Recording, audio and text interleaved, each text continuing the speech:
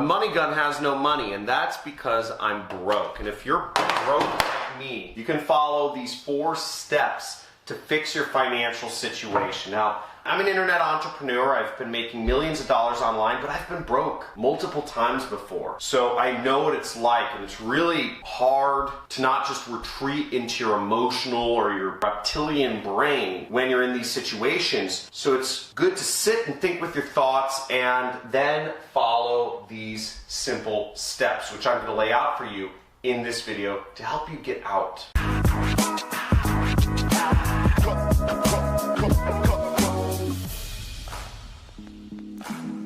When you're struggling financially, it's hard. It's hard to think. It's hard to find a way out. You want a lottery ticket to just come up with the winning numbers, right? You want that miracle job offer to just appear and you get accepted for that great job making $5,000 or whatever it is a month. Or you just want that online business that you've been struggling with, right? That online business that you know can work, that miracle online business. It's gonna make you a lot of money just to work and just to feed money into your bank account, just stuff it in there, right? But let's be real, is that you can't rely on any of those situations. You have to figure something out. And the first thing you have to figure out is you have to be open, right? Because that miracle, if you've never been successful in your own business before, it's not something to rely on. First off, you need a money vehicle, okay? A money vehicle. You need a money vehicle, and that's either a job or a business.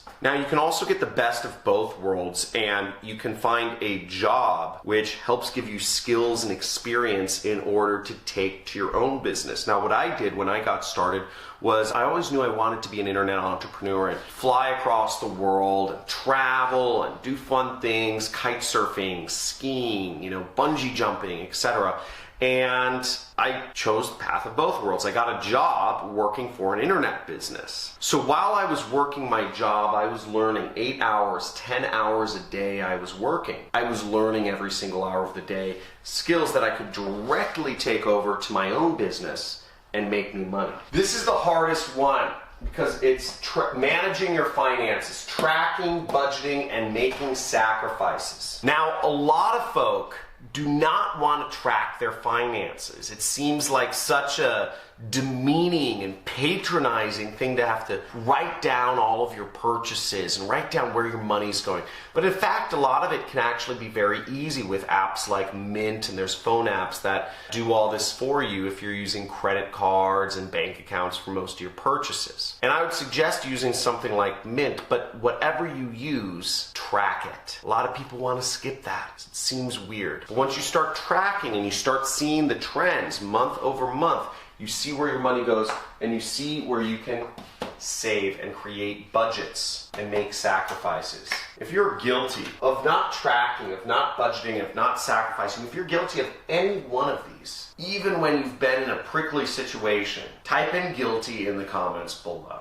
And it's okay. We're all on the John Crestani channel here. It's chill, no judgments. But make sure you take this into account. Type in guilty if you are, because understanding what you're doing is the first step to making changes. Okay, now generally speaking, if you're creating a budget, this is a fairly rough budget, but the buckets I've created were necessities, long-term savings, financial freedom, education, and fun. Now what you can do is you can bucket things this way, but you want to create a budget. Write it down. Start analyzing your finances. Start actually looking at things. Now, most people, this will work out, but 60% for necessities, 10% for long-term savings, 10% financial freedom, 10% education, and 10% fun. Now, what are these buckets and what is their importance?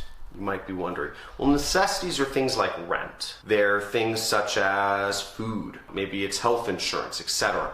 Whatever you consider a necessity, these are necessities. And be real. Don't say fun is a necessity. Fun is fun category. Fun category is stuff like vacations, trips, eating out. Education is investing in your own self. You're not going to grow, you're not going to get to the next level if you don't invest in your education. I know that might seem kind of self-serving because, hey, I'm a teacher here, right? Invest in education.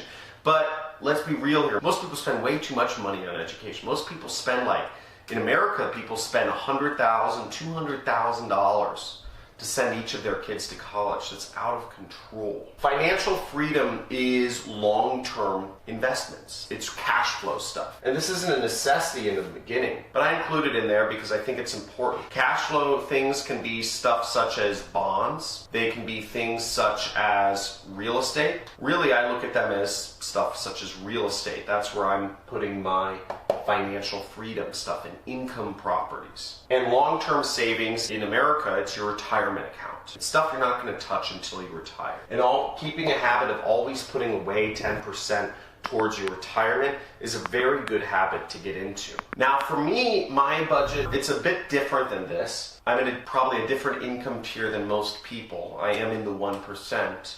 And my necessities is about 15% of my budget. My long-term savings and my financial freedom are really stacked. I put a lot of money away. I put about 25 and 25. I put a lot of money away into savings and into retirement accounts because that's what I'm preparing for. I'm trying to get to the level, I'm still not there yet, where I can retire and literally live the rest of my life off of interest or cash flow. And I always invest in my education. I'm an education junkie. I spent $100,000 on a single mastermind this year, which may seem ridiculous to some people to spend $100,000, but I'm still within 10% of my budget. So I'm still maintaining the same budget that most people in the world are. If not, maybe I'm spending less because I don't have college debt. And the last thing you want to put your money into is a wealth vehicle. So again, that financial freedom money, that should go into something where you can get good cash flow from, you can get an income from.